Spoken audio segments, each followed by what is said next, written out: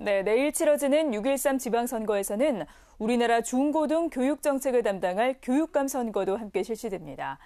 주교회 청소년 사목위원회는 전국 교육감 후보자들에게 정책 질의서를 보내 교회가 깊은 관심을 가지는 학교 밖 청소년 문제, 청소년 인권 문제에 관한 질문을 던졌습니다. 주요 내용을 유은재 기자가 보도합니다.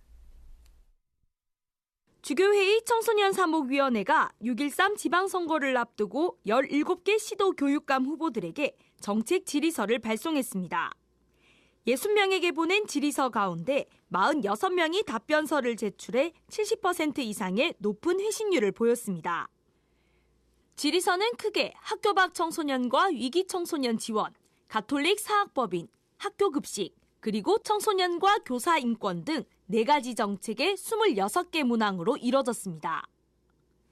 먼저 매년 6만여 명씩 발생하고 있는 학교 밖 청소년 문제와 관련해 지원 정책이 충분한지 물었습니다. 학교 밖 청소년 지원 정책을 국가교육정책으로 전환하자는 주장에 대해 46명의 교육감 후보 중 44명의 후보자가 찬성했고 청소년 쉼터의 확충에 대해서는 전원이 찬성했습니다.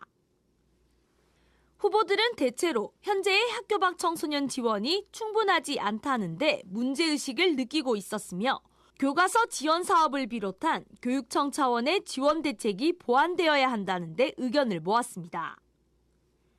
가톨릭교회에서 운영하는 학교의 고유한 이념과 목표를 구현하기 위한 자율성 보장에 관한 질문에는 75%가 현 정책이 종립학교의 특수성을 충분히 반영하지 못하고 있다는 데 공감했습니다. 종립학교의 성직자와 수도자의 특별 채용의 필요성에 대해서는 70%가 긍정적인 반응을 보였고 반대 의견을 보인 응답자는 직업 선택의 자유가 제한되는 문제 등을 제기했습니다.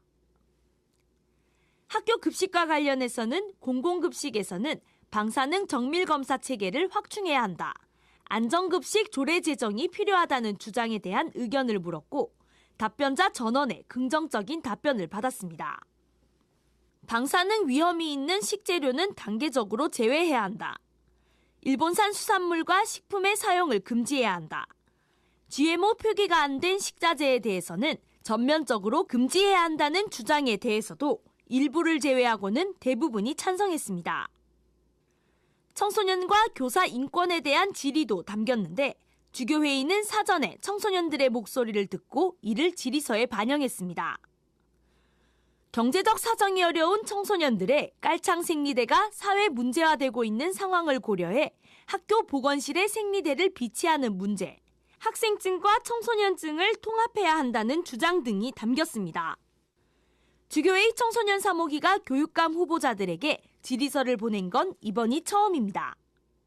교회가 세상의 뒤를 따르는 것이 아니라 그리스도 정신으로 선도해 나가는 데 기여하기 위해서입니다. 청소년 사목위원장 정순택 주교는 신자들이 교육감 후보 정책이 교회 가르침에 얼마나 부합하는지 꼼꼼하게 살펴 주권을 행사한다면 신앙의 가르침과 부합하는 사회를 만들어가는 데 도움이 될 것이라고 말했습니다. CPBC 유은재입니다.